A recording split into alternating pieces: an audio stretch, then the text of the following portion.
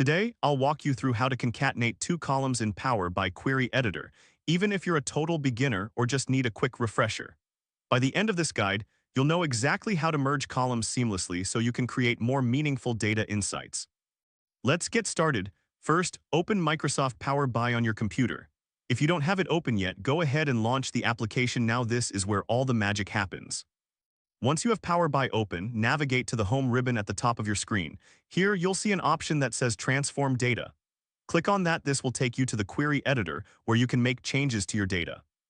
Now, you need to choose the table where you want to apply the changes. Look through the list of tables on the left side of the Query Editor and select the one that contains the columns you wish to concatenate. Don't worry if your dashboard looks slightly different. The layout may vary slightly depending on your version. Next, we'll add a new column to combine the data. Click on the Add Column tab in the ribbon. This is where you can create new columns based on existing data. Think of it as crafting a new recipe from your favorite ingredients. Now you need to select the columns that you want to combine.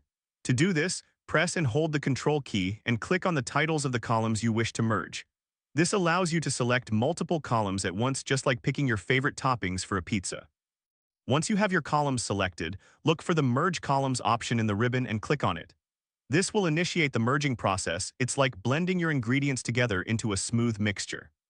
After clicking Merge Columns, you'll be prompted to choose a separator. This is the character that will appear between the combined data, such as a space, comma, or hyphen.